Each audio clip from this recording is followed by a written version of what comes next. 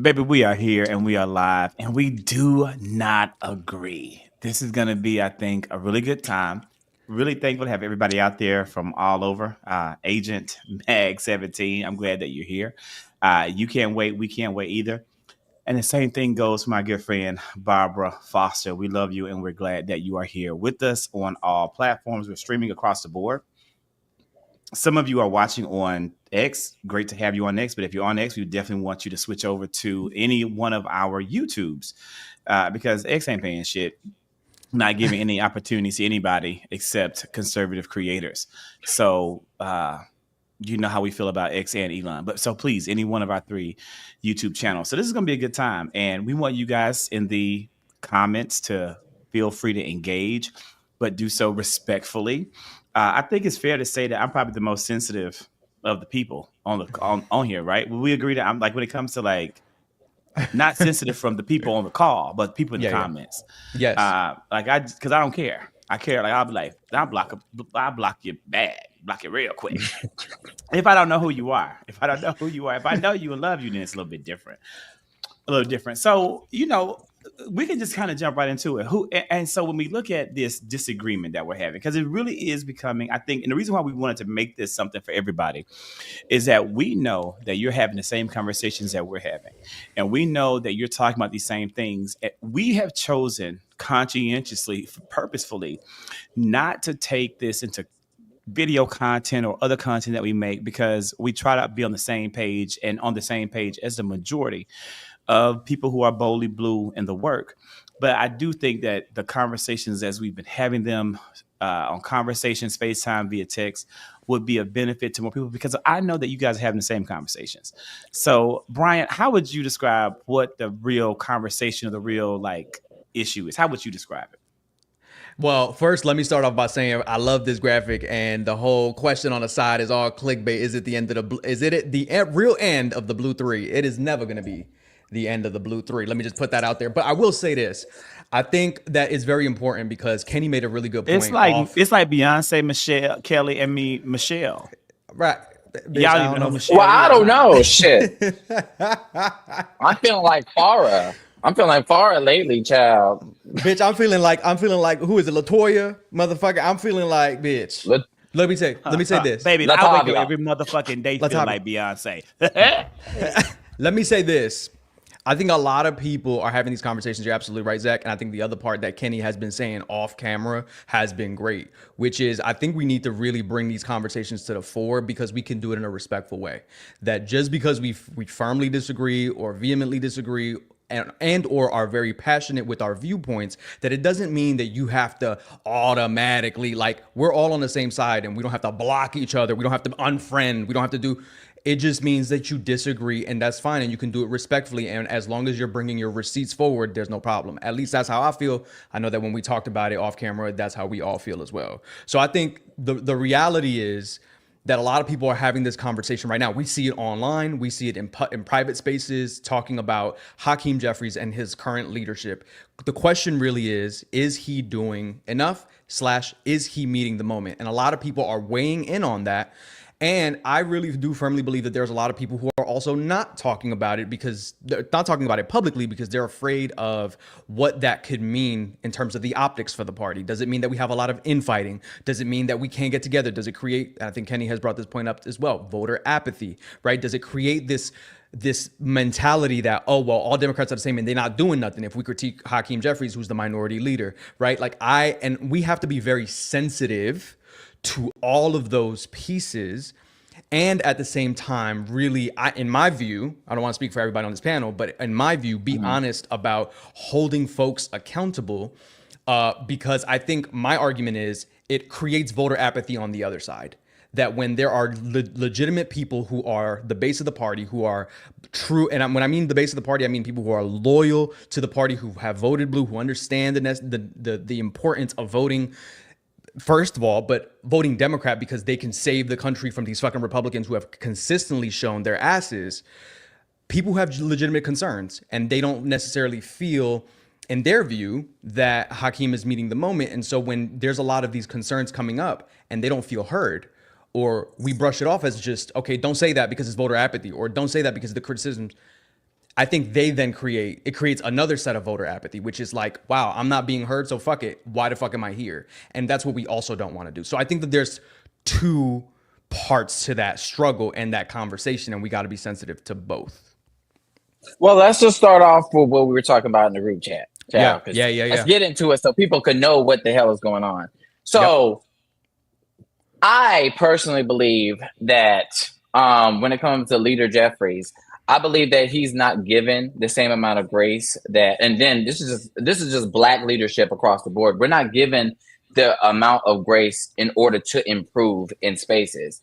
And what we're dealing with right now is we're dealing with unprecedented times when it comes to this administration. We're dealing with elected leaders trying to learn how to work within the new confines that is this social media space. And to your point, I think you did a video recently. I think actually, maybe not recently, like maybe 3 weeks ago, about what you would like to see the Democrats doing when it comes to utilizing social media, actually holding these town halls, actually protesting, and actually showing the American people what they're doing, and actually naming the specific policies that they're actually pushing, or what pushback or resistance they're actually giving when it comes to Republicans. The problem is a lot of these people don't follow any of these elected leaders online. So they're not looking, they're asking questions, but they're not looking for the answers at the same time. I also noticed that even with that criticism saying that you want to see more visibility from our elected leaders like Hakeem Jeffries, it seems like even in the group chat, you said, oh, it looks like somebody's watching my videos, y'all, because I'm starting to see a little bit more of Hakeem Jeffries. Yeah. And he has. He went on Stephen A. Smith. He talked about politics while also trying to shoot the shit, trying to seem relatable. But I understand that a lot of people want to see a lot more fire, as somebody said in the comments from Hakeem Jeffries. They want to see him pull a Jasmine Crockett or an AOC. But here's the other thing that people don't understand. Not everybody's going to be an AOC. Not everybody's going to be. And that's okay, right? Like you don't. Minority Leader Jeffries. Am I sounding clear? Because I saw one of my bars. Yes, sound wonderful. Minority Leader Jeffries got to where he is today by being Minority Leader Jeffries. Like it's who he is. And he has a unique set of skills that make him well suited for his position. And I think that we are looking at him to be something that we may want him to be, but we need to look at him for who he is and what skills have allowed him to ascend to the highest position of leadership in the Democratic Party in the House. Because this is what happened. Every single Democrat stood united, and they have stood united time and time again under his minority leadership. They've never wavered. They've never made a move. All 215 of these Democrats, they've never made 14 of these Democrats. They've never made a move without, in a way that was contrary to the party or contrary to his leadership. That is all that is required of him as speaker. Now, I'm going to be honest, and I'll say it myself before anybody else, because, for people to tell on me. I'll say it, like off the bat, right? Like I looked very critically at Speaker Jeffries at first because he doesn't speak the way that I would have necessarily wanted him to speak. But then I had to look inside and say, well, what is it that is his work? What is it that is his job? And in the chat earlier, Kenny brought up a really good point. Like, he's not the necessary leader of the Democratic Party. He's the leader of the Democrats in the House. And is that job being done effectively? And I will have to say, I think it's being done very effectively. Not every single Republican voted the way that Mike Johnson wanted them to vote, but every single Democrat voted the way that Hakeem Jeffries wanted to vote. That, to me, is all that we can ask for from this man in this moment. People, I think, may have the wrong perspective of what his job may be. They're waiting for him to be something and do something that isn't his job. But to Brian's point, he did bring up a reasonable point. He is the minority leader. And right now, there is a vacant space when it comes to leadership in the party. And people are looking for somebody to fill that vacated space. And unfortunately, by default, it goes to him because he is, again, the minority leader. Go ahead, Brian, because I know you about to. But who says that, Kenny? But who says that? Like, who says I'll use this as an example. No, let me say no. what I thought about. Let me just say this one point, Kenny. I'm going to give it back to you, but I want you to think about this. We are hypercritical of Black leadership across the board every single time. And when you are a black leader in this country, when in any facet, you have to be hyper improved, better than everybody else around you by leaps and bounds. You have to be goddamn historical in your existence to be a black leader in America. Yeah. Why in the fuck is not one person talking about Chuck Schumer and his billionaire buddies? Not one motherfucker on any goddamn platform is saying That's a not goddamn thing about that man. I'm just That's saying, not I haven't true. seen it. I'm just saying it. I am seeing a lot of questioning of Hakeem Jeffries when Yeah. in actuality, Chuck Schumer has a higher status as a Democratic leader by slightly because he's a senator who serves a 6-year term. And he has, so in theory, Chuck Schumer should be stepping up to the plate and doing more than he's doing because he's not doing a damn thing and getting very little smoke. I say that it is expected that you can be a white leader, a white male leader in America and be mediocre as fuck, as I think Chuck Schumer is, or be as bland as hell, be as uncharismatic as ever, and still be praised like Andy Bashir and Roy Cooper and Mark Kelly. Okay. And again, I'm just putting it out there that to me, these men don't bring to the table any more than Hakeem Jeffries. Yet they're being spoken about as potential presidential candidates. And Hakeem Jeffries is getting his ass handed to him every day on social media and I see no difference. So you bring up a good point, and you bring up a lot. There's a lot of good points that I brought up. Hakeem, look, let me be the first to say, Chuck Schumer is not the fuck it. And let me also say that in my criticism, I did the same exact thing that I did to Hakeem in my video when I constructively criticized and brought solutions forward. And I didn't even say, do something. I brought up and said, if I were a congressman, this is what I would do.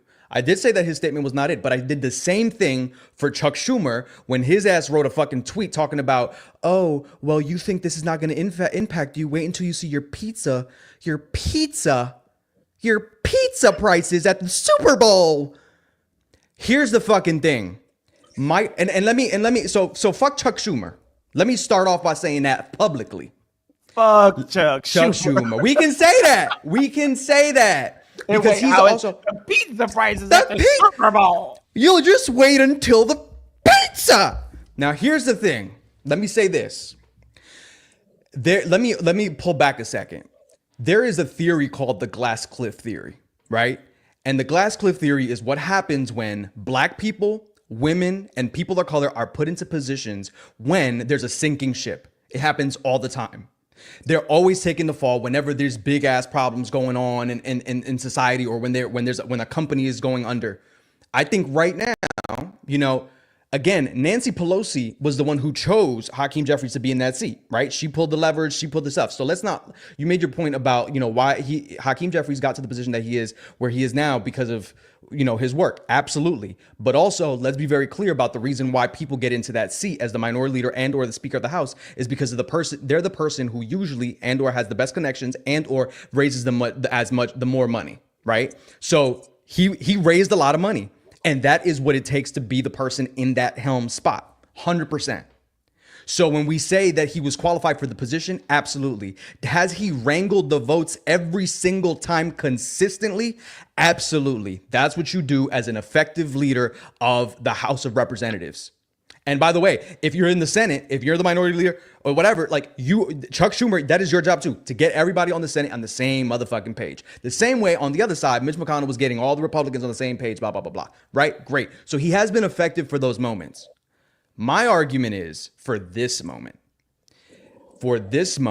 my question is, has he been meeting this moment? And the question is related to what we're seeing in government. What we're seeing in government is a complete takeover, a complete dismantling of our democracy, complete gutting of all these social safety nets that millions of Americans are going to be impacted by. Social Security, Medicare, Medicaid, education funding, food stamps, all of that stuff. And on top of that, they're flooding the zone every single day. Steve Bannon was out there saying, the public is fucking stupid. They're not going to be able to comprehend all the stuff that's going to happen. So let's just hit them and hit them and hit them and hit them. And what it takes on the other side, right? Not just congressionally, I think, and people have talked about it when Hakeem Jeffries went on to Roland Martin's show, and he talked about the litigation rapid response team, Joe Neguse and Jamie Raskins, and I think Jasmine Crockett is also on that committee. The litigation, I mean, let me be clear. When I heard that originally, I was like, oh, digital rapid response team, that's wrong. No.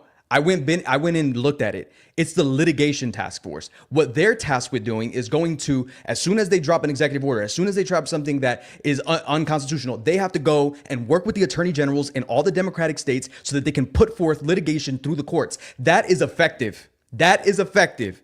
I will always give credit for that.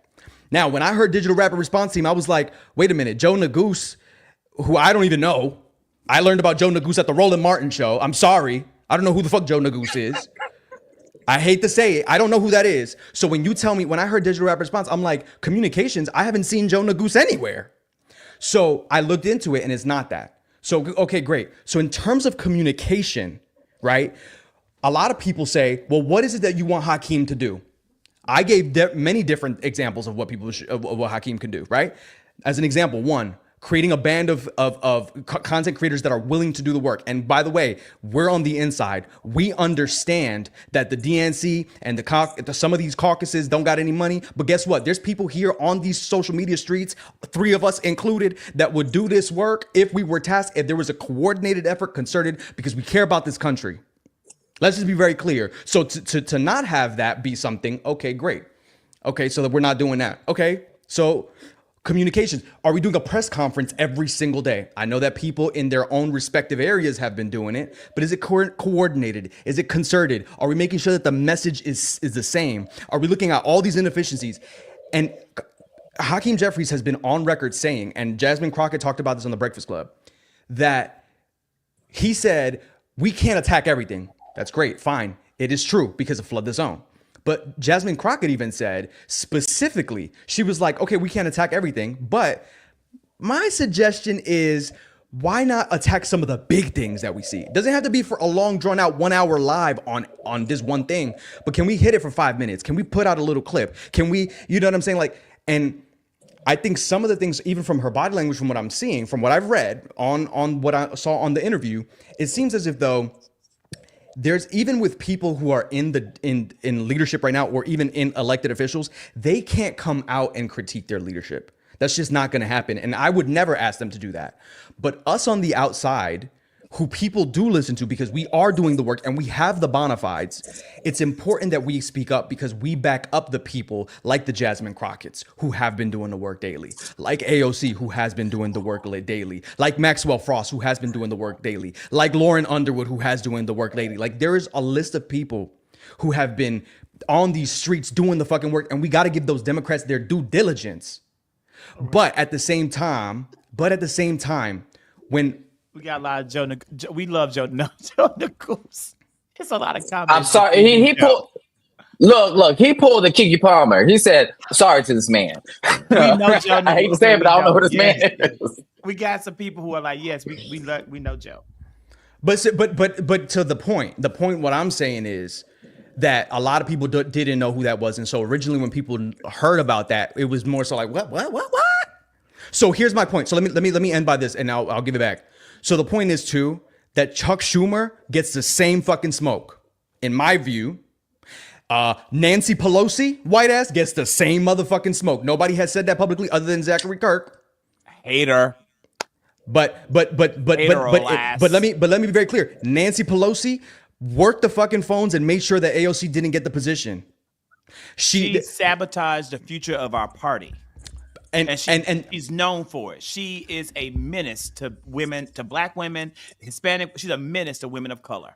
You're going to toe her line. You're going to do what she says. She's going to be in ever control. Fucking Vagar, the oldest goddamn dragon in the realm.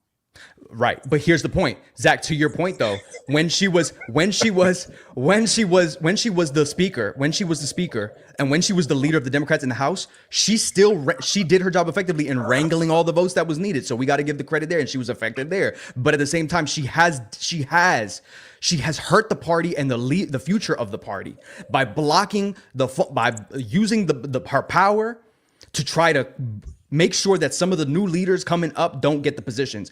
And also, I think Hakeem Jeffries gets some smoke with that as well, because I didn't see him towing and working the phones to try to and anything to pull for Jasmine Crockett. I didn't see him pulling for AOC and making sure that he used his power as the new minority leader to bring up these people, because he needed to do it. And again, and I made this point But during the that's thing. the argument, Brian. That's the argument, and I'm not disagreeing, but I'm also not agreeing, because that's the argument. Is the work is if you look at it from the perspective of what we want to see on the outside of government, then of course we want to see the most charismatic, the most alluring, the most viral, the best people Yes. out there to motivate and rally and speak to the people. But Yes. internally, in order to be a successful, thriving body, there has to be experience, and there has to be knowledge, and there has to be awareness of how procedures work. Now, that is traditionally how Democrats have succeeded. I am not saying that is how they have to succeed, because see, Republicans haven't gone that route.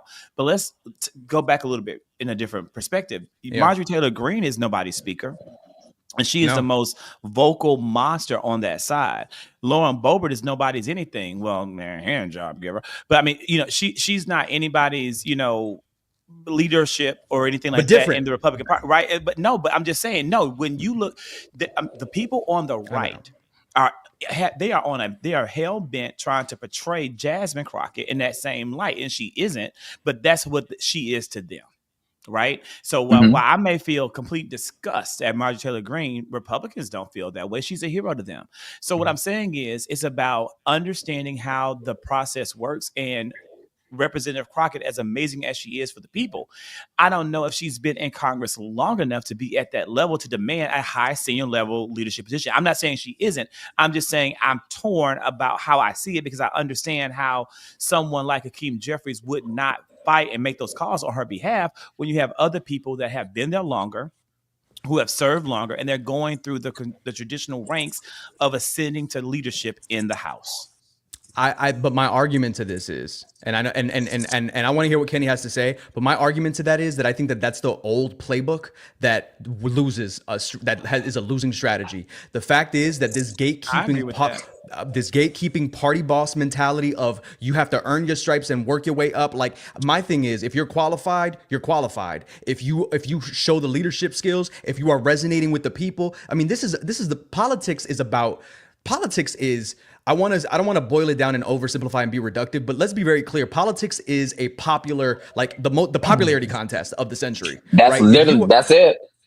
Right. Politics is the popularity contest of the century. And if you are connecting with the people, and you have the people on your side, and you have common sense policies, and you are going to be the person who moves that forward, there's no reason why you can't ascend to leadership. I understand wanting people who have been in the game for XYZ amount of time, because those are the people who have the connections and have the inner working and institutional memory. However, it doesn't mean that these people have to leave Congress. They can still be guardians and counsel as wise people and older people in the party to give the necessary institutional memory, because I believe in that. I believe in institutional memory. I also believe in having bold, fresh, new ideas and not having that quashed by an old establishment guard who has clearly shown that is a losing strategy. All right. So what I was going to say is, to your point, Brian, Kamala Harris had only been a senator since 2017. And then she wound up ascending all the way up to the vice presidency. And she met every expectation. She broke more ties than any vice president in history. So to your point, but remember, with Joe Biden, with her jumping on that ticket, it brought in more fundraising dollars. It brought in incitement into that ticket. And even with Joe Biden stepping down, I'm just to tell you right now, Kamala Harris saved us from getting our ass whooped a lot more harder than we actually could have. When we're actually looking at it optically, Democrats had fizzled down when it came to voter actually enthusiasm. We really were down bad with Joe Biden and Nancy Pelosi and these other corporate people trying to, kneecap Joe Biden, getting him to drop out. That literally put a stain on the Democratic Party to where everybody was just low energy, lackluster. Kamala Harris was able to bring back energy to revitalize the entire Democratic Party with 107 days, and she sacrificed her candidacy just to do so. So to Brian's point, he has a point. We do need fresh faces No, with I bold agree. I do. ideas. I We agree. do that. However, to Hakeem's point, and this is where like where we're starting to have this issue. See, I'm on the fence with it. Do I Yeah. believe that Hakeem is the perfect person for this moment right now? I'm not sure because here's the situation. We're not giving him the chance to rise to the occasion, which brings it back to the point where I'm so defensive instinctively when I see so many people attacking black people. And we already see in the situations that they don't want black people in any type of leadership positions. We're already seeing the dismantling of DEI. We saw star generals lose their damn position. We're seeing all these things being stripped away from us. And then we're also being blamed for the loss of the election on woke politics by James Carville and all these other corporate Democrats saying that it's black people's fault is the reason why we lost because we were so busy about optics and selecting somebody who was DEI, who quote unquote was not qualified in their view because of the color of her skin and her gender, should have never been the nominee, that they should have just put a white person on the ballot, just any white male on the ballot. But this is the reason why I have to come for Hakeem Jeffries. And that's the I'm next coming to his argument. So, defense. Kenny, after you finish this point, we can roll into that because that's another point of contention in our debate. Okay, so the reason why I'm coming to his defense as a black person is because we are always told that we have to be exceptional. We have to run twice as high, 10 times. And what I'm seeing from Hakeem Jeffries is no different from what I see with Nancy Pelosi. Some people were giving him hell by reaching out with tech giants in order to raise money for Democrats down the ballot so that we can win in 2026. This is reminiscent of what Nancy Pelosi did in 2017 when we lost with Hillary. And we won, we flipped 30 seats in 2018 because of this same playbook. However, a lot of people, everybody rewarded Nancy Pelosi for meeting with these tech giants and flipping these 30 seats and trying to do it. But Hakeem is also taking in everything that we're saying as content creators with being more visible, hosting these protests, reaching out and going on these podcasts. We got to at least give them a chance to evolve. You know what I'm saying? And part of that, and I don't think it's you particularly, Brian, because you have given credit while also giving constructive criticism. You do not fall in the line of the people that I'm talking about. When people are saying these do nothing Dems, we tried nothing and we're all out of ideas type of shit, and saying the Democrats aren't doing anything when we know to the contrary because we're always reporting on it. The problem that I'm having with it is when people are doing this and not giving the same constructive criticism and the acknowledgement of what Democrats are actually doing. They themselves are calling voter apathy. I just did a recent video that I posted going through the timeline on how we got here to begin with. And all of this started because of the left not acknowledging Biden's accomplishments. And anytime we didn't acknowledge any of the accomplishments, we caused voter apathy because instead of saying, okay, we reached the roadblock with not being able to pass the Build Back Better plan. But look at all the other things we got passed. ARP, Inflation Reduction Act, all of these things, right? Inflation, the infrastructure law.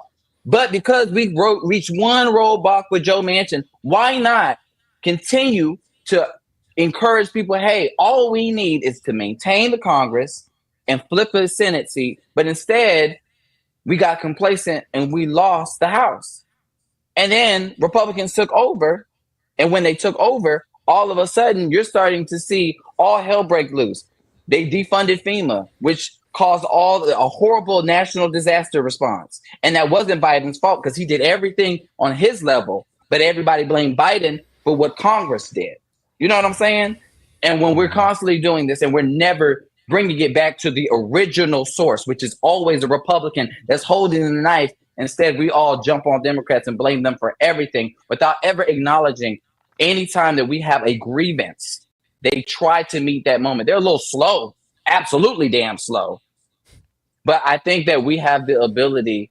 I think what everybody on this panel is trying to be more helpful than harmful. We're actually giving criticism. We're acknowledging the things that exist and the things that they're doing.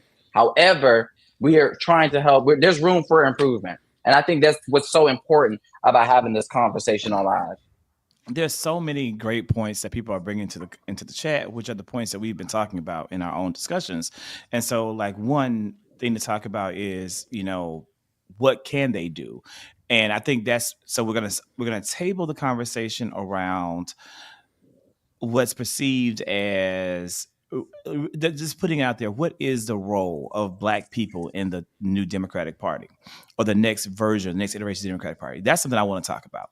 But we're going to talk about that after we talk about this comment that was brought up, because you guys are doing a great job in the comments. The comment was given right here from Garcia. The problem is that this fight is very different. And I think that speaks to the heart of what Brian is saying, and saying that, is this the right leader for the moment? And that these people don't care about law, norm, regulations, traditions, nothing.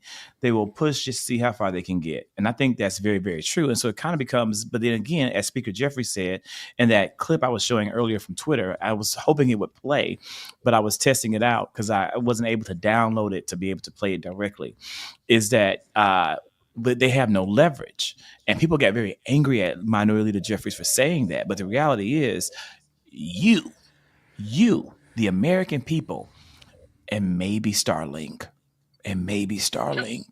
sat up here and gave Donald Trump a super majority, not a real one, but you know what I mean when I say majority. A trifecta. They gave him a trifecta. They have the executive branch, and they have both houses of Congress. And I hate to say it, but we all know it's true, even though no one wants to admit it because, we're impartial SCOTUS. They also have the Supreme Court. It is indeed a MAGA Supreme Court. And it's going to be a MAGA Supreme Court for the foreseeable future, probably for the rest of our lives. For at least 40 years, we're going to have a MAGA imprint on that Supreme Court. We did that. The American people did it. So what can they do? It's not like when Trump was president the first time and Nancy Pelosi had a majority in the House and they were able to obstruct. They were able to put in safeguards. They were able to keep the guardrails going. All of that is out of the window. So how could Democrats change up their game and do something non-conventional that's within the confines of what is allowable by the Constitution? They can't. The power doesn't rest within the minority party's hands. I have points for that, right? So I think on top of a lot of people are talking about, a lot of people want, and when we talk about politics as a popularity contest, we have to talk about the fact that a lot of people want a fighter. A lot of people are very kind of like attracted to people who are fighters, who are punchers, who are going to punch back. That's why a lot of people like Jasmine Crockett. That's why a lot of people like Yossi. Anyway, so the point is that those are the things that we have to do, right? So, but on top of just being strong arm verbiage, right? Because it's not just the verbiage as you do. It's also that I think Hakeem Jeffries is also very measured, and he's also thinking about what he's saying, and that comes across when he's speaking. And I think a lot of people just want him to be more off the cuff. The other thing is understanding earned media, right? Like the fact is that when there is, and I'm not saying let's be incendiary just to be incendiary, but we have to use the power of our voices to be able to incite enough, not controversy, but enough coverage from the media in order for us to kind of suck up the air of the rooms that are in these newsrooms, right? Because these newsrooms are just reporting constantly everything that Trump is doing, right? So we have to be very good on our messaging and our words. But on top of that, making a campaign to go around to the states, right?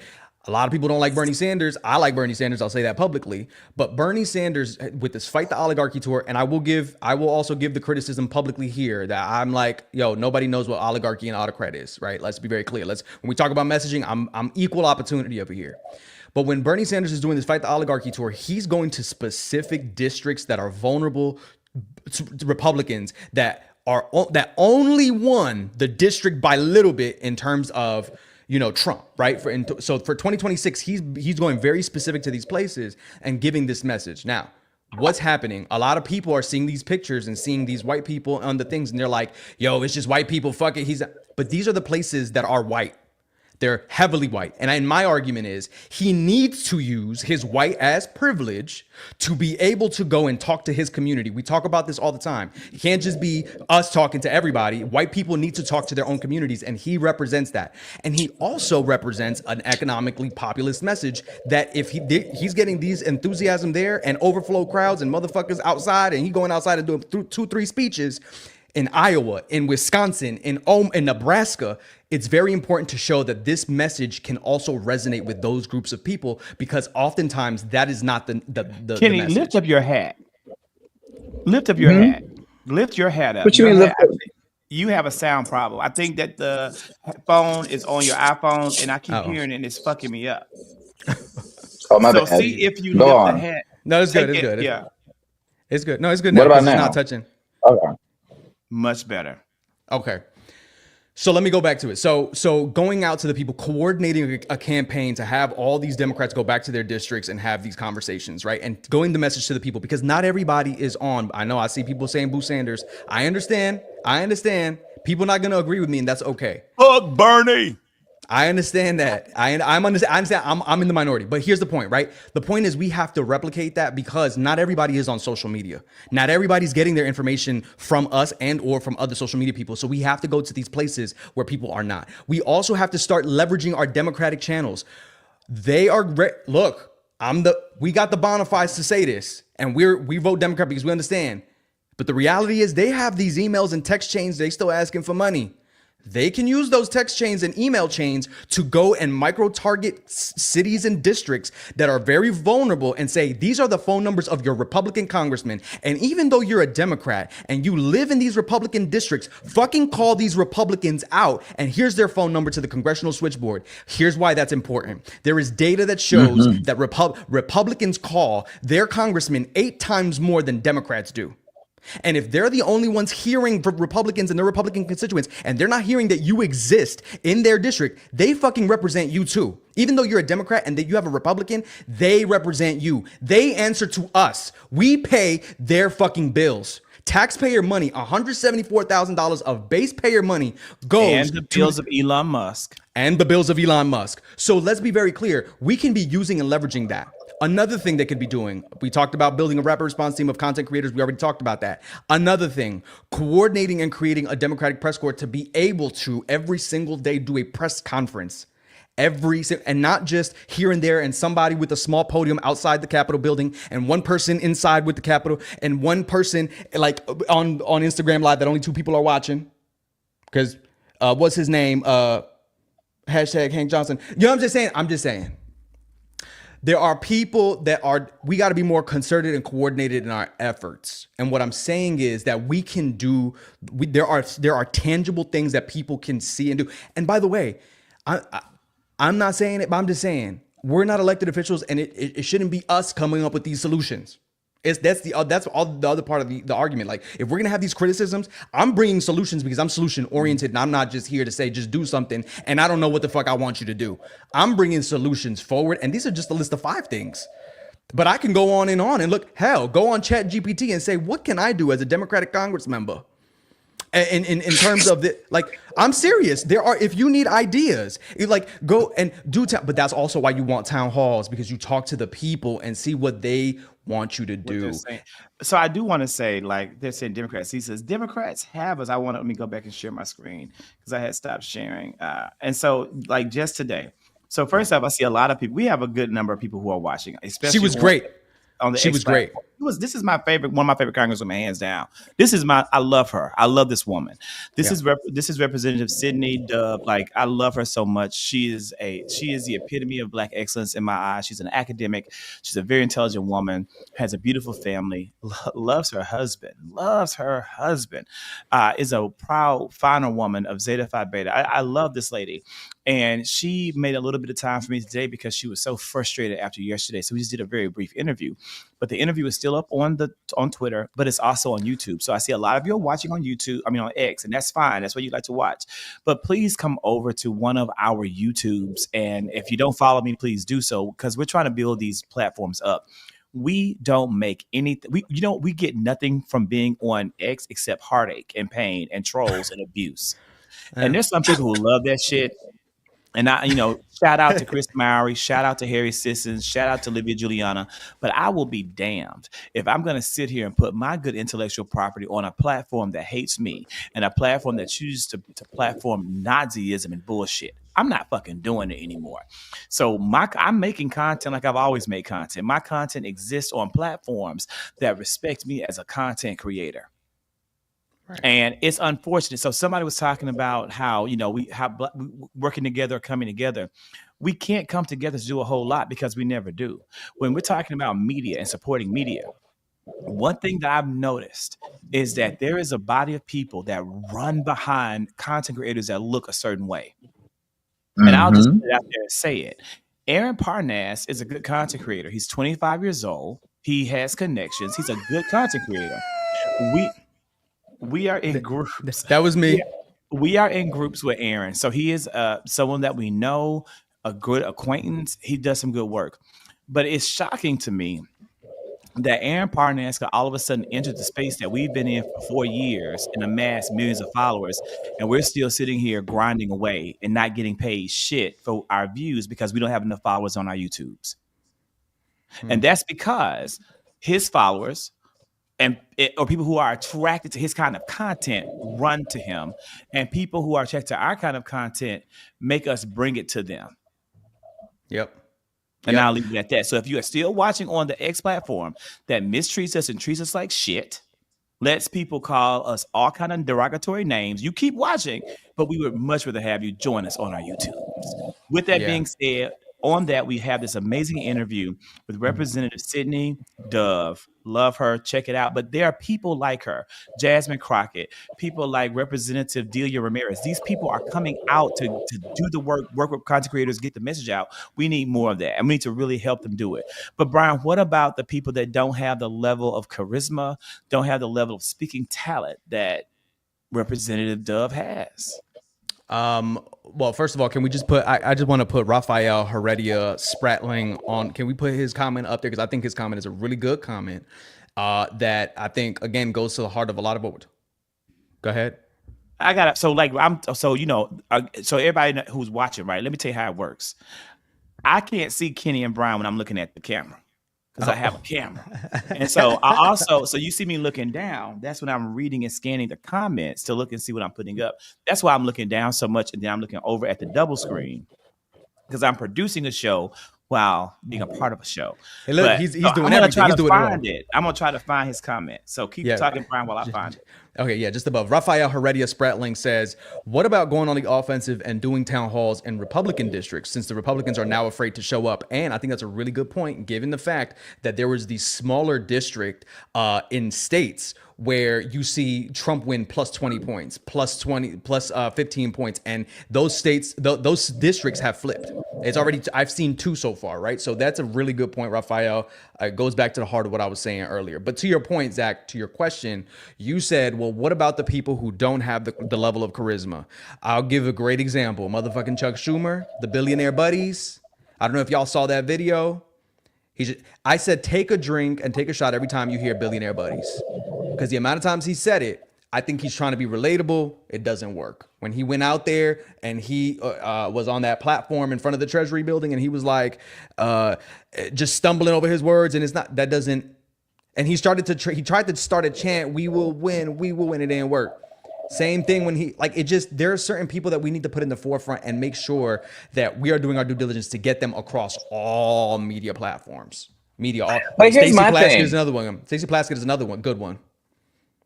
So, to your point, though, Nancy Pelosi, I'm going to be honest. Okay, with Speaker Nancy Pelosi, she was not a good orator. I remember back in 2016, this girl was stumbling on her words, and she was not a good advocate for Hillary Clinton, worth a damn.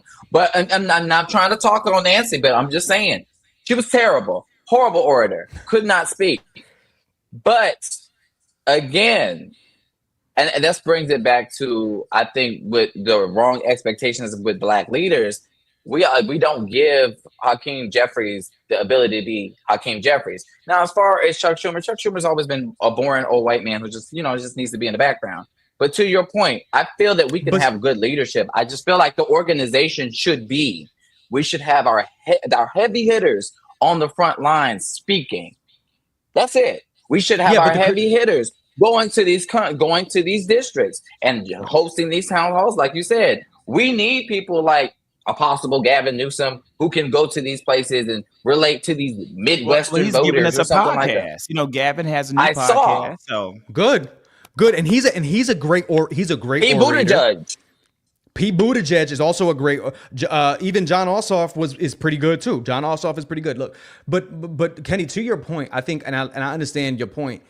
My thing is though, I think at least me, I can speak for me. I'm equal opportunity when it comes down to the critique. Nancy Pelosi doing the same shit. Y'all both know me on this panel. Y'all both know me.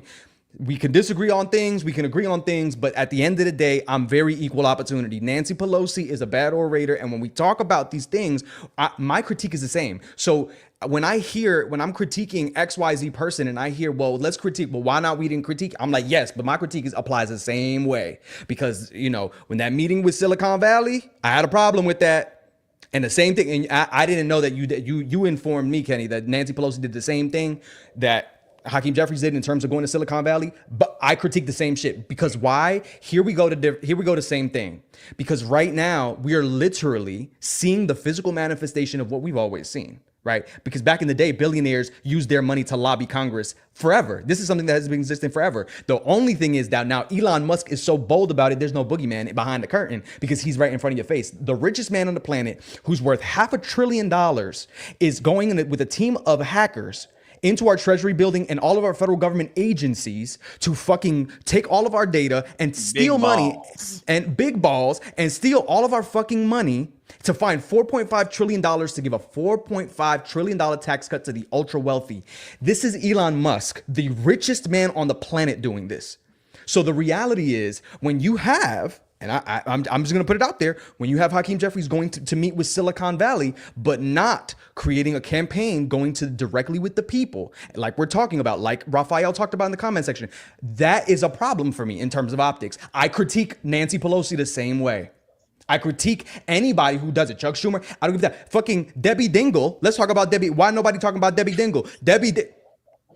Motherfucking Debbie Dingle is now in the position, okay, that it would have been, what is that, for Jasmine Crockett's seat, right? And then Jerry Connolly. DCC. Yeah, the CCC. So, but I haven't seen her ass. And again, this is what I'm talking about. So the same critiques that I have about white people, this is the same critiques that I have. Now, let me get to the heart of this, Zach, and you may want to put me there. The heart of this is, I also want to be very sensitive to the fact that, oh, come on, you put mentally divine on the thing. I want to be very sensitive to the fact that part and parcel of white supremacy and systemic oppression is making groups feel like they're monolithic and have to represent, like one person represents an entire group of people. So the reality is, Hakeem Jeffries is the first black male minority leader in the House of Representatives. And we got to give credit for that. And we got to make sure that we are very sensitive and treading on that and making sure that this is why a lot of people are very, in my opinion, why a lot of people are very cautious with critiquing him, because to critique him, and if they critique it and remove him, a lot of people have the hesitancy and are scared that if he's the first, then he will also be subsequently the last. But unfortunately, that is systemic oppression, white supremacy 101. That it makes people feel that way. I understand. It's valid. And I want to name that, and I want to recognize that, because nobody's talking about that. But I want us to recognize that sometimes the lack of critique of somebody could be because of our own fear. But the fear has been instilled by the white supremacist tools. And we got to name that. Because here's the thing. Let me bring this in. A lot of people make the point that, and we've had this conversation offline, that a lot of people make the point that, well, if they oust Hakeem Jeffries, then black people are just not going to vote for the Democrats anymore, and they're going to turn their back. Here's my thing about this. Black people uniquely understand the importance of their political power, their civic engagement, and their vote, because they have been black people have been subjugated to violence, political violence, physical violence, poll tests to get their fucking right to vote. Black people are not going to automatically throw their vote away forevermore because of somebody that they're going to vote for in the name of representation. That's not substantiated by any of the voting history. It's not. Black people have voted for the person who's going to save this country's ass every single time, whether they agreed with the person or whether the person was putting policies forward that fucking was for their fucking survival and liberation. They have voted to save this country's ass time and time again. And the argument that people are making, well, if we critique him and we oust him, then the black people are going to not vote for Democrats, that's not substantiated. Black people understand. Black people would vote for somebody. Here's the thing. It's a slap in the face to make that argument because black people would vote for somebody who's an effective leader, who would create actual systemic change that they want to see, as opposed to somebody that they're just going to want for representation. That's not that, like, to make the argument that they would only vote for representation has not been substantiated. And I think it's a slap in the face to people.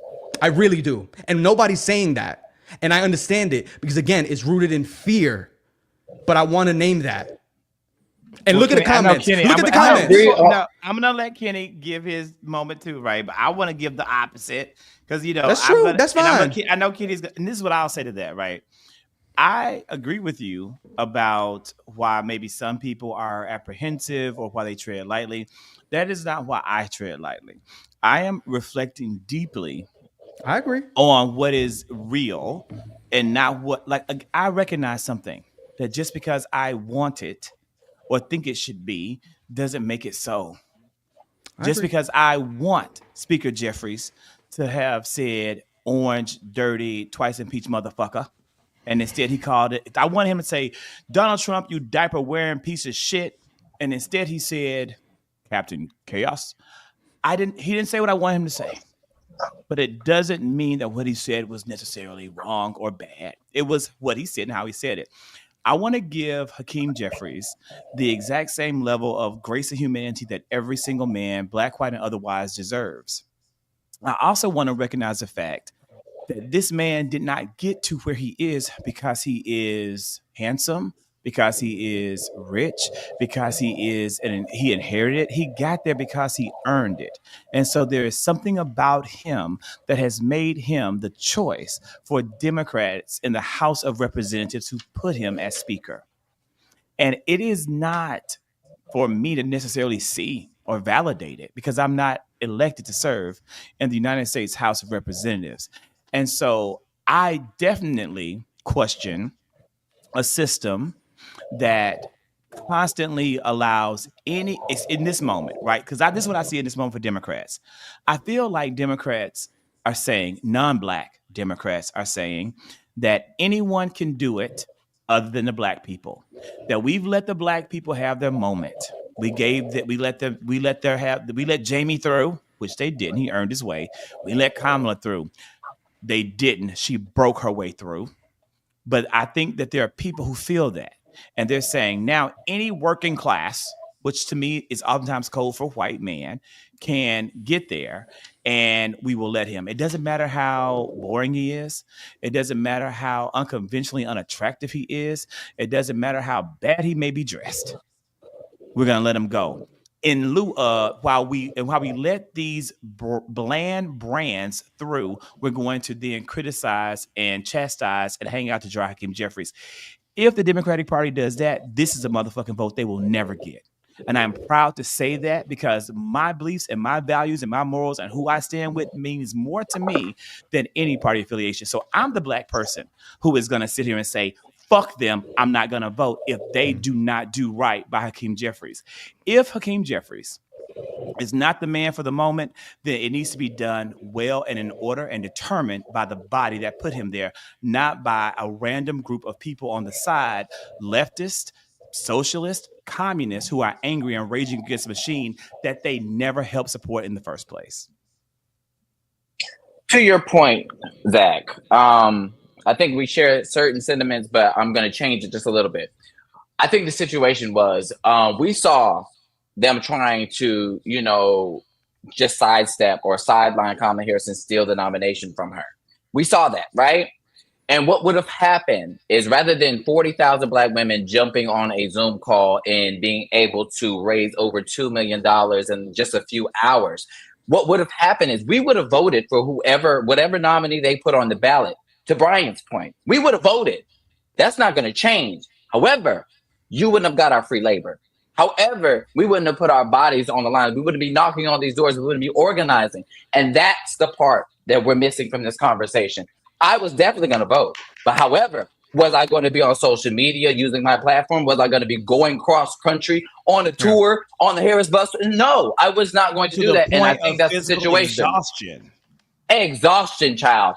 But on top of that, Was I going to be able to put up with the levels of harassment, bullying, and doxing that I've gone through? Absolutely not. I was not going to do that for no white man. If they get rid of Hakeem Jeffries and just remove him entirely without allowing him the chance to grow, the chance and same of grace that every other speaker that has been in that position that's been granted the grace, granted the ability to grow, because they do not see Black people as worthy, as exceptional, as human. Honestly, they dehumanize us every time. It's only been within 2 months since this administration. As again, we're talking about from his leadership role in the Democratic Party, he has whipped the votes like he's supposed to do. However, as far as being this orator that everybody's asking for, again, Nancy Pelosi wasn't that girl. However, she got the credit. When people are upset with him going to big tech to try to raise money for Democrats in the upcoming primary midterms that we're going to be seeing, Nancy did that. But you never got the smoke. And I'm not talking about you, particularly Brian.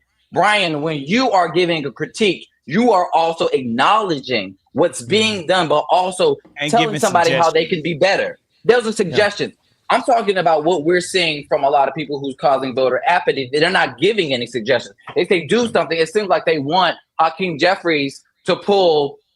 They want, seem like they want him to create go against the damn law. What's that dude who shot that man from United Healthcare Services? They want him to pull one of them or something. That's what it seems like they want them to do. Luigi Mannione. They want him to pull a Luigi Mannione. Break the law is what I'm hearing on it. Break the law. They're not following the law, but here's the situation. Let him do that, and he's going to jail. We can't do what white folks do. Trump can get away with things like that. We are in Congress. Even when we're in Congress. Look, yes. But you're right, though. You're right, though. You're right, Brian. You're 100% right on that point of people concerned about giving real critique. But I don't think that you didn't give a fuck. You posted that video anyway, and you listened. And I think that's the part. That's the part that you're allowing him to be able to grow. You're allowing this man to be able to listen and take that critique.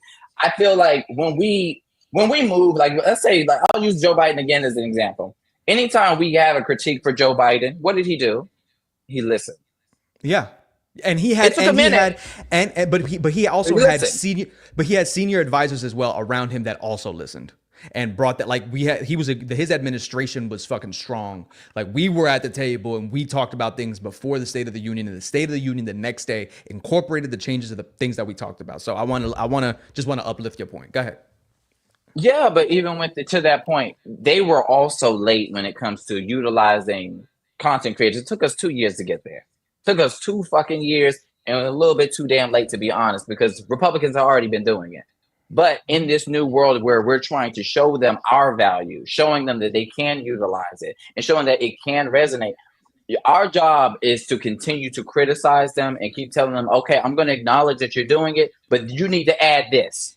Did you need to tailor make this? Let me show you how I want to do this, or how you can do better at using your platform to reach the people who put you in office. And I think that's what we can do, because I want to be helpful. I don't want to cause or, add to the fire that is voter apathy. But I'm gonna give you a great example, Kenny, about how, like, I hear what you're saying, and I agree to an extent, but I want to give a certain challenge to one of the parts where you're saying, you're saying we have to give constructive criticism and we have to work within their, what it sounds like is, let's work within their system and say, this is the person that's elected and we have to give them critique. Okay, now I'm going to be honest, and you know this, y'all know this, we talked about this offline. I posted those videos about 2-3 weeks ago.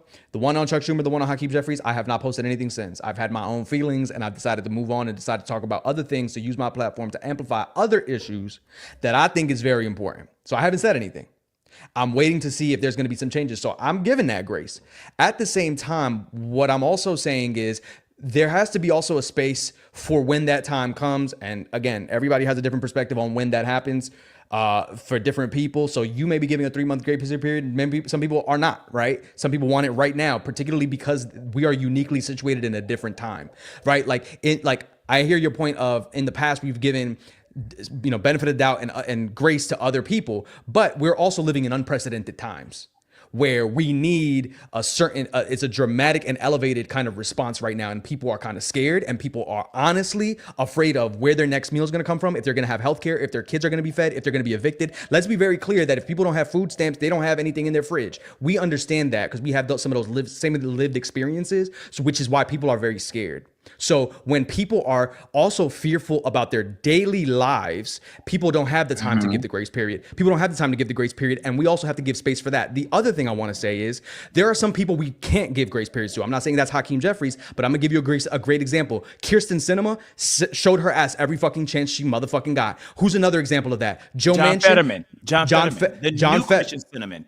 He's showing his ass. He's showing his ass. John Fetterman. Fucking Joe Manchin. So I'm saying that there are some people that these are elected officials that respond to us, right? They work for us, and we have a different set of guidelines because we're tuned into this all the time. But again, there are some people who are just as valid, but are not tuned in.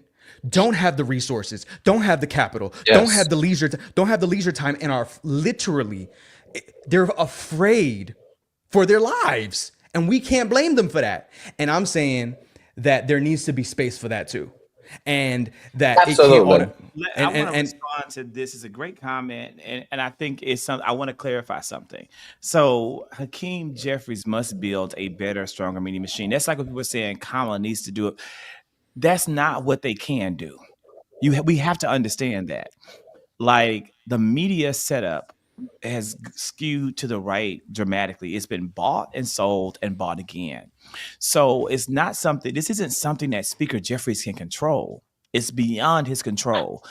Every day, MSNBC is going to sit here and they're going to platform what they choose to platform. And for a whole entire summer and leading up to an election, that platform was anti-Kamala Harris rhetoric. Before that, it was Joe Biden and mental decline. And then after that, it was Kamala Harris and is she whatever they wanted to paint her to be that week. And it was consistent and ongoing. There are a number of us, thank God, who came together in solidarity, and we chose to turn off MSNBC. And it wasn't easy. It was very difficult for someone like me who actually likes and values the political discourse and the commentary, but we turned that shit off because it became shit, and we didn't watch it anymore. And it had an impact. We're seeing now the fallout and the impact of that because people made decisions, they fucked around, they found out across all elements of American society.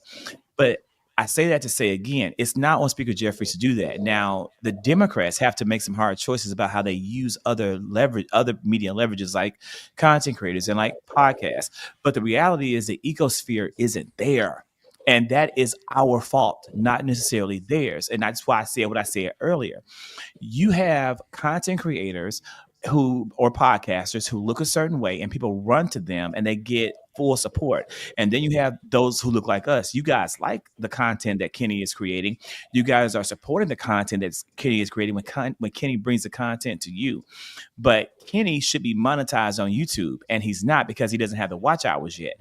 That's what we're talking about. We have to find a way to build an ecosphere of content creators and build our own media. That's what this is about. We're doing what we're doing because we're trying to build a media. That's why we're not just saying, watch us on Twitter. We could be doing spaces. But guess what Spaces isn't going to do? We don't have that free platform anymore in terms of a voice because it is now controlled by the by the opposite of good. Okay, they control that. So we have to go places like YouTube, and we're starting this and trying to build this up because this is where the platforms have to be, so that in 3 years, when there is a next election, we have platforms that are big enough and that will resonate enough and that will garner the same attention that a Joe Rogan garnered. And we can't do that without you. We can't do it without you. So Speaker Jeffries can't create this. You create this. You create this by supporting us, by following us, by sharing the shit we put out beyond the damn Twitter. Yeah, I think I agree with those pieces of us creating our own ecosystem. But I also see the point that people are making in the comment section. I'm seeing Raphael saying, yeah, but that's why we have to do daily press conferences to gain control of the narrative. I think here's the thing. Like it's a both and, right? I'm gonna give a great example. Representative Garcia called Elon Musk a dick. Do you know how much airtime that got on CNN? loop over and over and over, but then they brought him in and then he talked about it and fucking what was her name? Not Erin Burnett, the other white blonde chick, Breonna Keeler. I saw the clips online. I don't watch TV, but she brought him in and she was like, "Do you think that's the term to use during this time?" And he was like, "Well, he is a dick," and then automatically turned it and changed it to he's a dick because he's raiding our treasury. He's doing this. So what I'm saying is that when Donald Trump went down the escalator and called Mexicans rapists and drug addicts and insane asylums and all that shit, when he said all that shit in 2016 and every single time that he's come onto the airwaves, every single time since then, he says something outrageous that gets him all this media attention. He sucks up all the room. And that's what's called in the business earned media. It's free media that because he's just getting all this attention, he's able to then leverage to then change the narrative. When they bring him on, he can talk about it, he can directly spin it, and he's already on the media. So what I'm saying is, I was saying earlier, we don't have to be incendiary, but we have to make specific, just like the Crockett fuck off. Exactly. That shit that shit went triple platinum on CNN and MSNBC.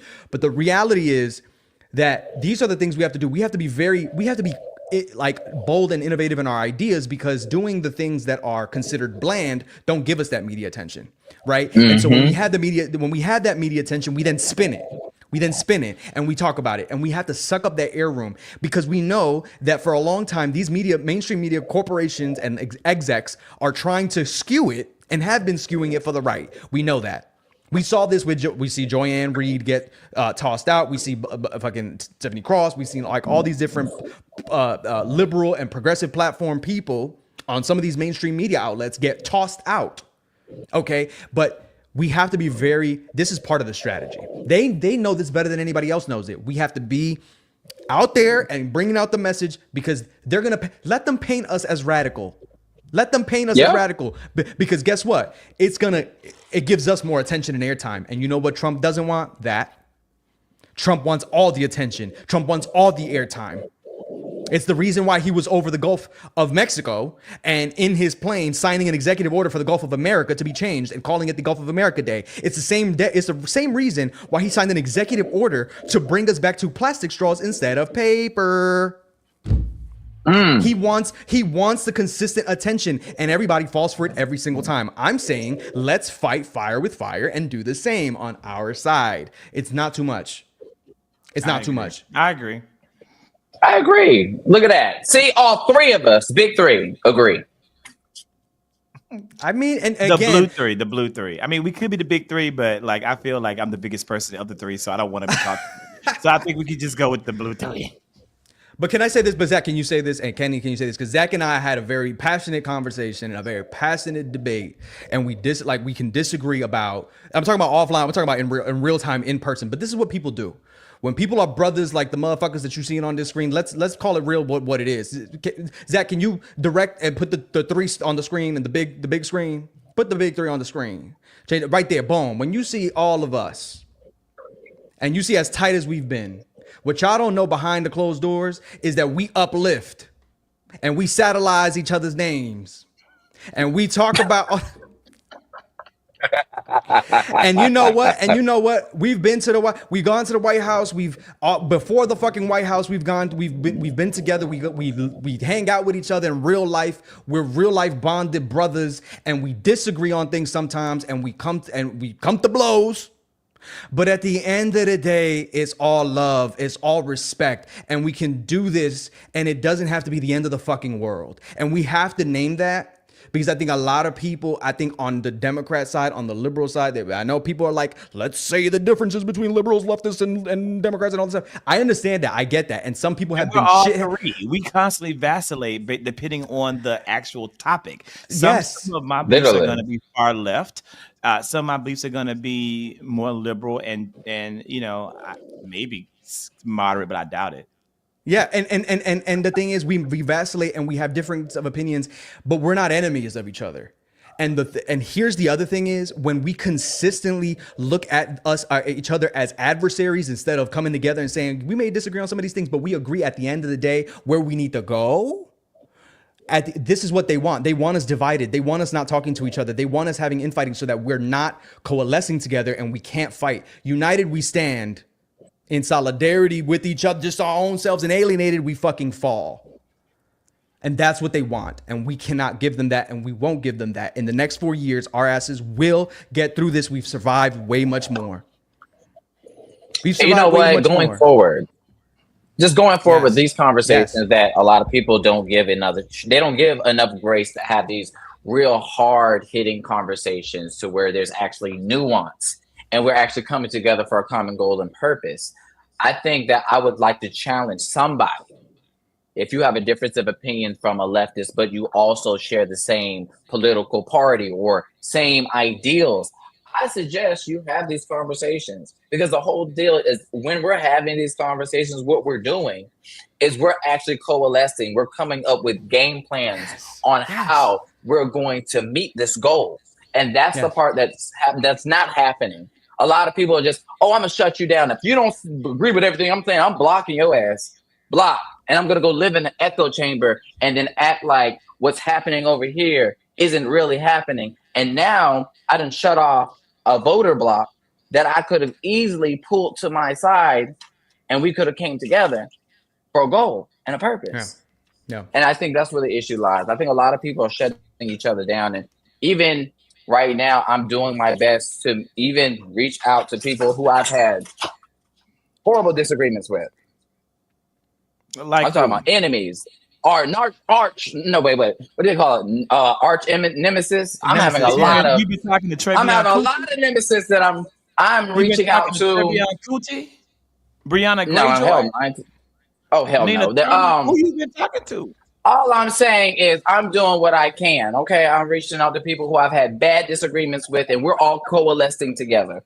And that's the main important deal. Like, we're all coming together for a common goal and purpose, and we're trying to uplift each other. We're trying to make sure that Black voices are heard, and we're trying to make sure that we're protected as people of color during this Trump that people administration. have brought up into the chat is that, people are saying we need to do this more often. So I want to say that Brian is going to be going live every single Tuesday with his show. Brian, tell us about the show.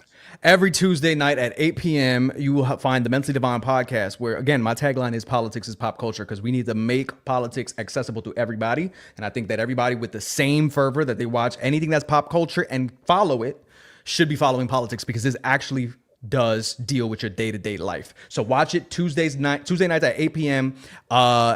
Eastern time, because I want to make sure, because I know people are across the country. So 8 p.m. Eastern time, and we're going to run it for 4 years.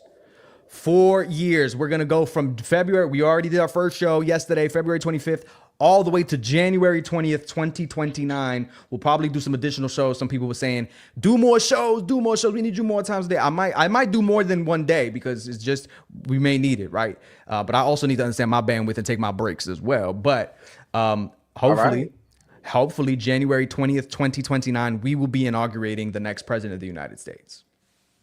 So follow me along. Brian, I can't find the show. Mentally Divine. Oh, on the YouTube? Yeah, it's on the YouTube. I'm on the YouTube and I can't find the show. I looked yesterday. I'll check that. Okay, so it's not Democratic donors are pissed, right? No. Right. Wait, so I think that's a reel. Right. So for some reason, I'm not able. The video I looked yesterday, it didn't come up. Okay, I'll check that. So find out. Make sure you don't have it private or have it set somewhere that's odd to get to, because sometimes that happens. We love you too, Coach. And so in addition to that, like, I know on my page, so I'm posting 3 times per week minimum.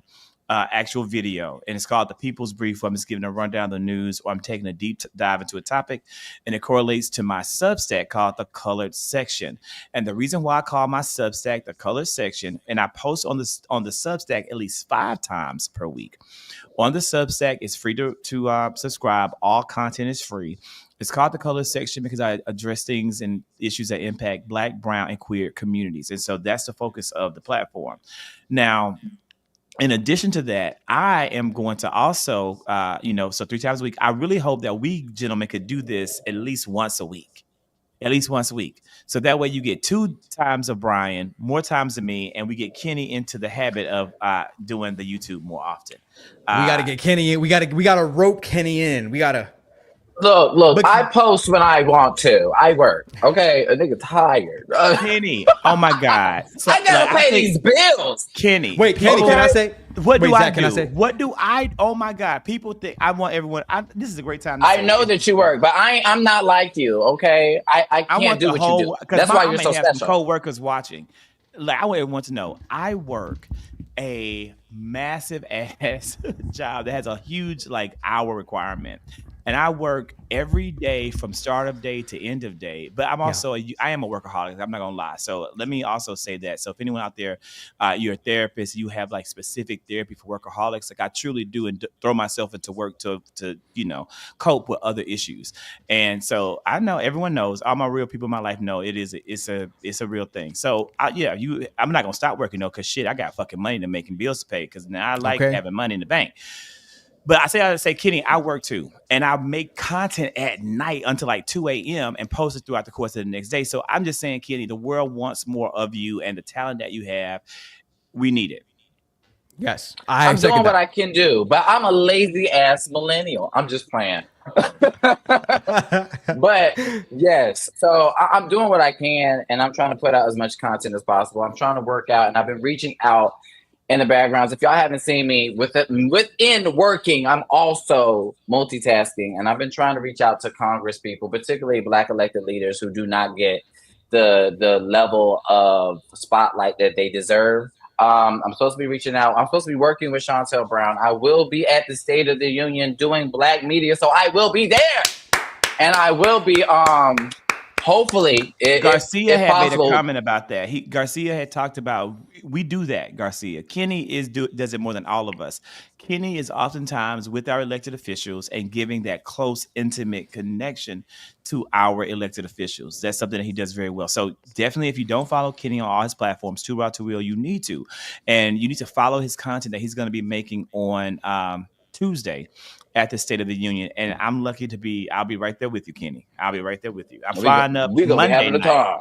I'm going to fly up Monday Damn. night, and I'm working from the moment I land in DC until the first flight out Wednesday morning when I come back for work. I'm only taking one day off. And even though Brian won't be there with us, I will be bringing Brian with me and all of his ideas. If I get the opportunity to interview Hakeem Jeffries, I'm bringing Brian with me and all his ideas, and I'm going to give him the credit for the ideas that he has. And I'm like, look, you need to reach out to homeboy and put him on. And I love the work. And by the way, can I also say this? And also the another person that I'm giving some holding to account, Ken Martin, new DNC chair. I'm gonna wait to see what he has to say. I want to hear what he has to say. I want to see what he has to do. I've seen some of his memos. I've seen some of his positions, and I like it. But I want to see the actions. And I've seen him. I also like the fact that he's also leaving DC. I don't know if did y'all see that? Ken Martin said he was leaving DC. He was gonna go to the people. So I also like that too. That we can't just win elections in DC. We can't just be in the office. That's right. You know, we got to be with the people. So I also want to give that as well. I think I'm 100% uplifting Zach and Kenny that are doing that work. Just a great segue, Kashina Doll. Great segue, because my ass, I was like, I ain't flying. I'm going to be on a crowded flight with lots of people. I think there's safety in numbers. And I'm not going to be taking no little commuter jets and shit. Like, it's going to be the big ass flight that rolls around and survives. If I got to fucking roll, it's going to be a roll, not a goddamn crash. Okay, no casualties. We love that. That's right. Thank you so much. Look, well, let's go, Garcia. Thank you so much. We appreciate you. We love you. Look, this is why we do what we do. We trying to get to the people and get the information out. Kenny, hopefully we can get you on at least once a week. Wednesday. I can do Wednesday once a week. No, I have time to do once a week. It's going to be intermittent because you know my days.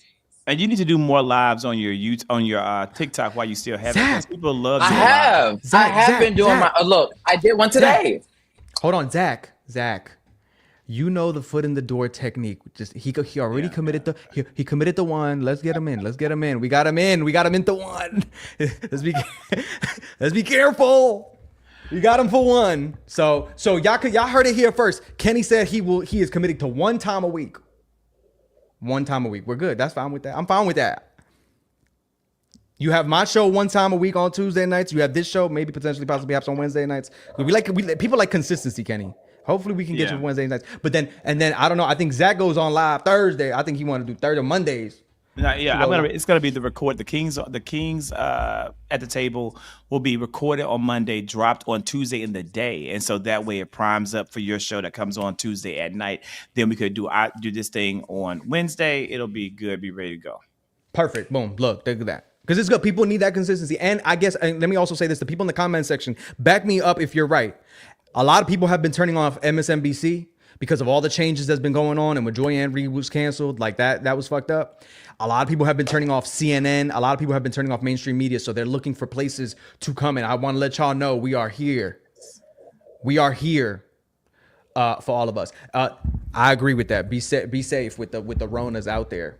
And the measles and the mumps and rubella, bitch. The measles, the mumps, and the rubella. Deborah Kirk got me immunized a long time ago. Satellize, yo. Yeah, I'm good. Ain't gonna be no measles over here. And all the little Kirk children in my family are getting the shots. They getting immunized real fast. We just had one pop out, and I'm like, you get that little fat baby over there quick. We snipping and snapping and then slicing them up. So go ahead and stab them up too. Get them in there. As soon as you want to circumcise, immunize. Absolutely, satellize and neckanize and all of that shit. So, this is good. This is good. All right, we gotta lift our people, right? Wait, can we put the three? The three. How do you feel now? Because we had the conversation. We wanted to do this. How we feel now as we end this and we wrap this up? Well, I knew it was going to be a success. Again, we don't I agree. argue with each other in public. We don't disagree against each other in public, but we do disagree. And I think it's important for people to see that we fall on multiple spans of the political spectrum in regards to being Democrats, as it's a Big Ten party. And I think that, one of us may be a little bit more like progressive in their thinking. Another one may be a little bit more establishment in how they perceive issues. And one of us just can probably be a little bit all over the place depending on the issue. And I think it's good. I think that's how it is for most people out there. And I think it's really healthy. I think for people to see us do this.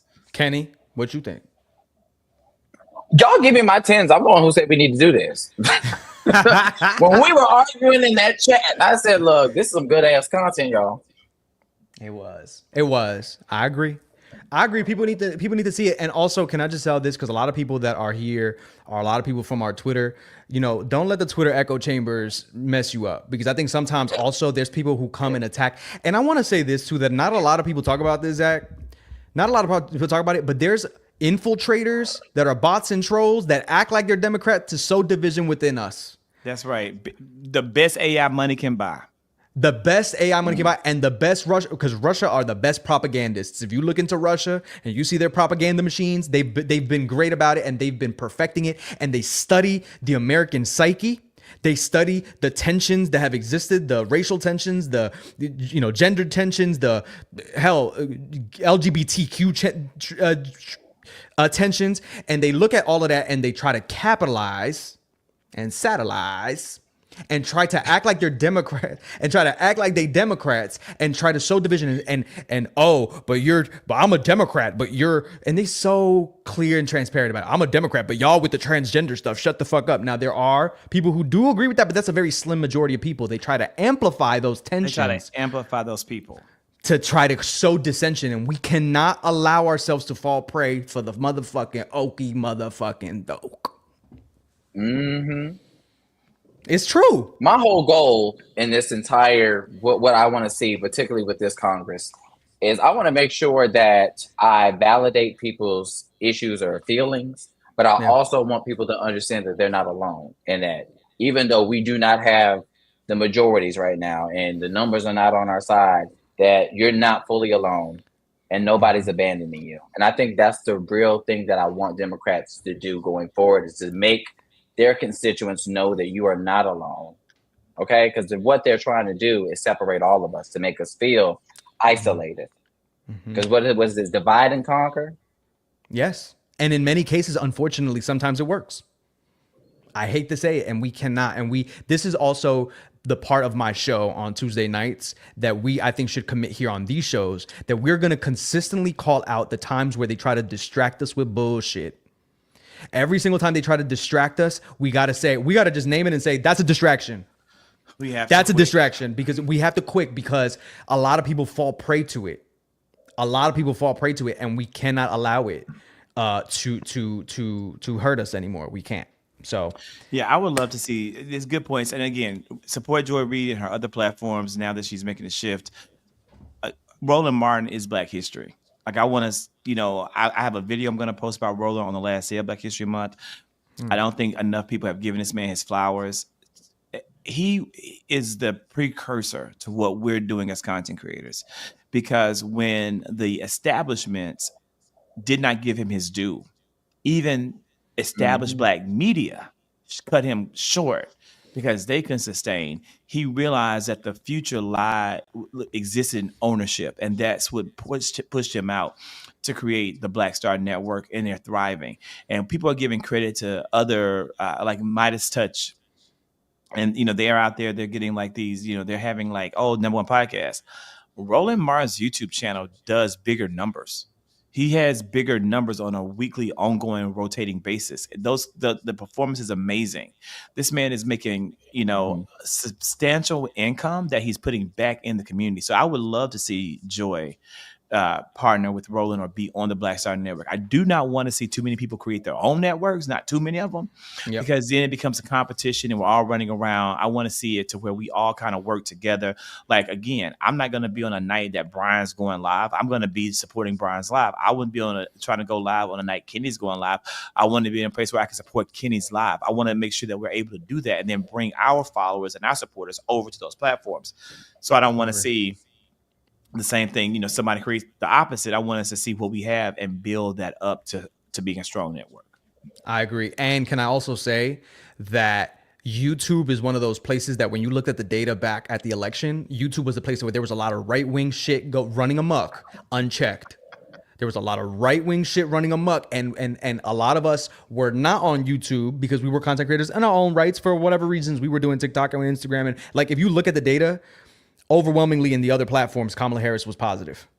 In YouTube, Kamala Harris was negative, unfortunately, because of the right-wing shit that was so now we're coming over and we're shaking shit up. Percy, I want to say, I think, let me tell you something. I know that people don't understand how monetization goes. Let me tell you, I saw just one clip that I saw that had been out for like 6 hours on Roland's network, had 328,000 views. He makes about $10 per 1,000 views.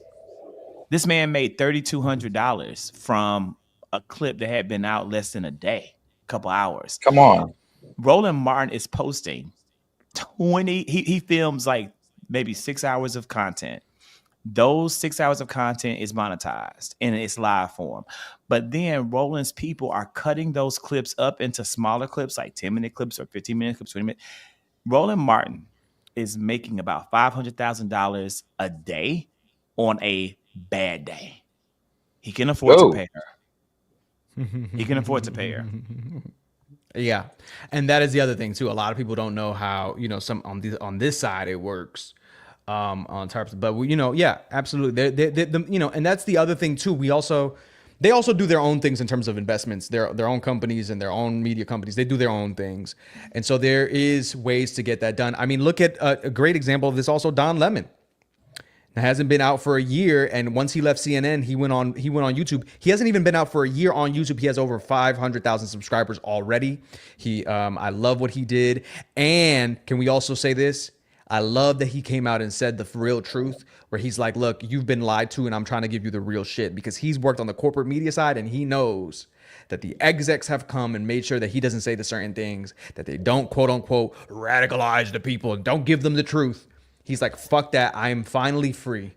I'm liberated, and he's monetized, which is great because he should be. And he's coming on these airwaves, and he's coming on his airwaves every single day to make sure that he's bringing it to your ass. So I want to give credit for that for Don Lemon too. Shout out Don Lemon who put me on the show too. You know, in terms of my videos, my little things. And look, I'll count, because you made me count money. Like you made me count this man's money. So I'm looking at, I'm looking at, I'm looking. Don Lemon is probably averaging about $10,000 per week at this point. But again, he just started this. So, but even just simply as a starter, he's making $10,000 on average per week. And that's looking at, the average video for the course of he's posting 2 a day, 16,000, 12, 16,000 twice a day. But then he has one for 100,000 views. And he has about every week there's a breakout video that he's getting that's hitting that 100,000. So this man is getting about $10,000 to $20,000 per week on YouTube. YouTube pays, but you've got to have an audience. You've got to have followers. You've got to have people who watch and engage the content. And that's what we're trying to get to. Yep. Yeah. And not just the views, he also has memberships. So people subscribe, and he goes live on TikTok where he gets people who subscribe, and he turns on the comments to subscribers only. So he gets monetized off of that too. I mean, he is doing the work. He is monetizing his work. Yeah. And it's not for this labor. This is labor. And it's not just him. He has a team of people. He has a team of producers that helps him put the show together and helps him produce and all that shit. So we got to give the credit there too, that it's not just him, but there's money, in these platforms. And we are doing it also to uplift and satellize the work that and galvanize and immunize against the measles. So with that being said, everybody, I think that it is definitely bedtime. I know I have to I gotta be at 7:30 wake up call. So with that being said, everybody, thank you guys for joining. Watch Brian on Tuesday. We got almost a week to go. It's going to be a great show, and we'll be dropping content throughout. Yes. Peace out, y'all.